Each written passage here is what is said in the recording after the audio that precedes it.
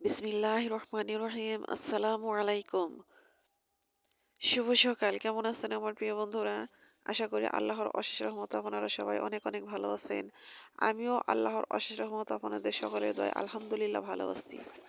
তো কাছে দূরে দেশ বিদেশে যে যেখান থেকে আমার এই ভিডিওটা এই মুহূর্তে দেখতেছেন, আমার এই ভিডিওটার সাথে যুক্ত আছেন, তাদের সবার প্রতি রইল আমার আন্তরিক ভালোবাসা ও শুভকামনা। তো বন্ধুরা, ভিডিও শুরুতে একটি কথা বলি, সেটা হলো প্লিজ বন্ধুরা, যারা আমার ভিডিওতে এই মুহূর্তে যুক্ত আছেন, একটা লাইক দিয়ে আমার ভিডিওটা কন্টিনিউ করেন।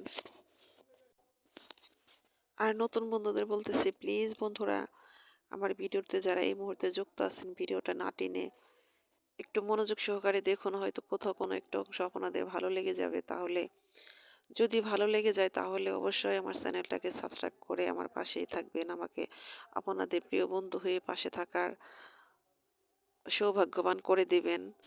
আর অলরেডি যারা এই কাজটি করে দিয়েছেন, সে বন্ধুদের জানাই অসংখ্য অসংখ্য ধন্যবাদ। তো বন্ধুরা, এই তো শীতের সকাল, অনেক ভালো লাগতেছে। আজকে কিন্তু অনেক রোদ উঠেছে। তো আজকের দিনটা হলো বৃহস্পতিবার। তো চলে এসেছি কদবেল গাছতলা। একটা কদবেল পড়ে আছে, সেটা আমার ছেলে তুলে নিল। আমার মামার এই কদবেল গাছটাতে অনেক কদবেল ধরেছে, অনেক অনেক কদবেল। তো দু একটা পাওয়া যায় প্রতিদিনই। তো গাছে ধরে বিক্রি করে দেয়, কিন্তু এবার দেয়নি। তো কদবেলটা অনেক মজার ছিল, এই তো ভেঙে খাইতেছি। তো বন্ধুরা, আপনারা হয়তো যারা নিয়মিত আমার ভিডিও দেখেন, আমার নিত্যদিনের সঙ্গী হয়ে গেছেন, তারা হয়তো একটু হলেও বুঝতে পেরেছেন যে আমি কোথায় আছি। আমি কিন্তু আমার শ্বশুর বাড়িতে নেই, আমি অন্য কোথাও চলে এসেছি। তো আমার কোনো প্রিয় বন্ধুই আমাকে এখনো জিজ্ঞাসা করলো না যে আপু আপনি কোথায় আছেন। তো আমি খুব আশায় ছিলাম যে হয়তো এই কথাটা কেউ আমাকে কমেন্ট করে বলবেন। তো কেউ বললেন না, তো আমি নিজে থেকে বলে দিতেছি। তো আমি চলে এসেছি আমার ছোট মামার বাড়িতে। তো সেটা হলো নতুন বাড়ি। এটা আমার নানির বাড়ি না আরকি। আমার হলো ছোট মামার বাড়ি, নতুন বাড়ি করেছে। তো আমি সে বাড়িতে এখন বেড়াতে এসেছি। আমি এ বাড়িতে কিছুদিন থাকবো। তো নতুন বাড়ি, ঘরদোর সব আউলা-ঝাউলা, রান্নাঘরের কোনো ঠিকঠাক নেই। মামি তো একা মানুষ। তো মামির অনেক কাজে আমি সহযোগিতা করতেছি। আমার খুব ভালো লাগতেছে। আর আমার এই মামার বাড়িটা কিন্তু একদম সুন্দর একটা পরিবেশে। তো আমার মামার বাড়ি দেখে মনে হলো একটা খামার বাড়ি। এত সুন্দর! তো আমি সবকিছু আপনাদের সাথে শেয়ার করিনি, তো করব। তো মামার অনেক রিকোয়েস্টে আমি চলে এসেছি। তো আমি এখানে আর কিছু একটা দিন থাকবো। তো এখানে এসে আমার ভিডিও বানাতে একটু সমস্যা হইতেছে। তারপরও আমি আপনাদের সাথে কন্টিনিউ থাকার জন্য যতটুকু পারতেছি করতেছি। তো আমার মামার বাড়িটা অনেক সুন্দর। আমি একটা ভিডিওতে বলেছিলাম যে আমার স্বপ্নের খামার বাড়ি। একদম দেখলে মনে হয় যে একটা খামার বাড়ি। সবকিছুতেই একদম ভরপুর আমার এই মামার বাড়ি। আমার খুব ভালো লাগে। তো আমার সে ভালো লাগার কথা শুনে সবকিছু বুঝেই আমাকে অনেক রিকোয়েস্ট করলো যে বাড়িতে অনেক সমস্যা, একটু আসলে ভালো হতো। এসে একটু বেরিয়ে যাও, আমাদের দেখে যাও। তো সে কারণে সেই রিকোয়েস্ট রাখতে এখানে চলে এসেছি।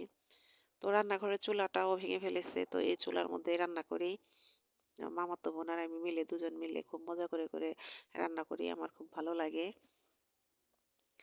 তো এই তো দেখেন, তো মাছ এনেছিল, সে মাছ ছিল, সে মাছ দিয়ে আলু আর সিম, কপি দিয়ে রান্না করলাম। শীতের সব সবজি মিলিয়ে তরকারি রান্না করলে কিন্তু আমার কাছে বেশ মজাই লাগে। তো সবজি কোনোটার চেয়ে কোনোটা মজা কম না, সব সবজিই ভালো লাগে।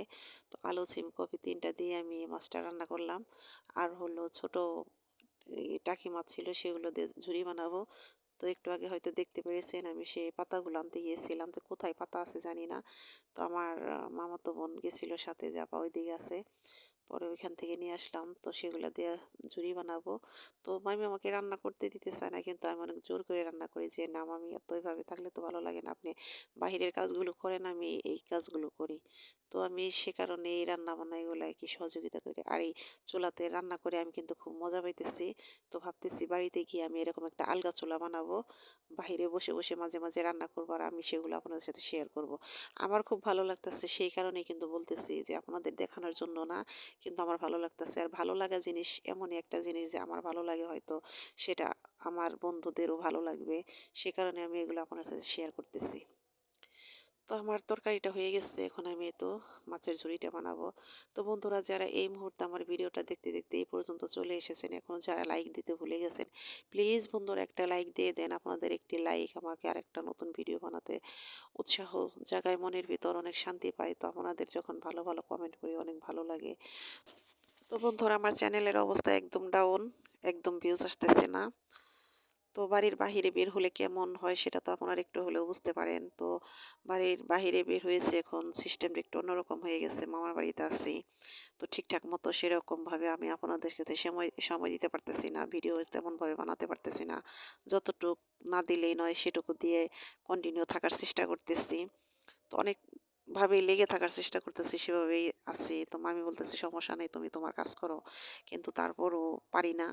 তো নিজের বাড়িতে থেকে যতটা যেভাবে করা যায়, এক জায়গায় আসলে তো সেটা সেভাবে করা যায় না, তাই না? তারপরও আমি যথেষ্ট সময় দিতেছি ফোনে, ভিডিওতে আপনাদের সাথে শেয়ার করতেছি। কারণ আমি কিন্তু অনেক কমেন্টে বলি যে আমি অন করে কাজ করতেছি। দেখা যায় একজন মানুষ এসে কথা বলে, তখন ফোনটা অন করে সাউন্ড অফ করে সে কারণে কাউকে বিস্তারিত কমেন্ট করতে পারি না, কিন্তু ফুল ওয়াচটা করে দেই। তো আজকের মতো এখানেই বিদায় নিলাম। আল্লাহ হাফেজ। আসসালামু আলাইকুম।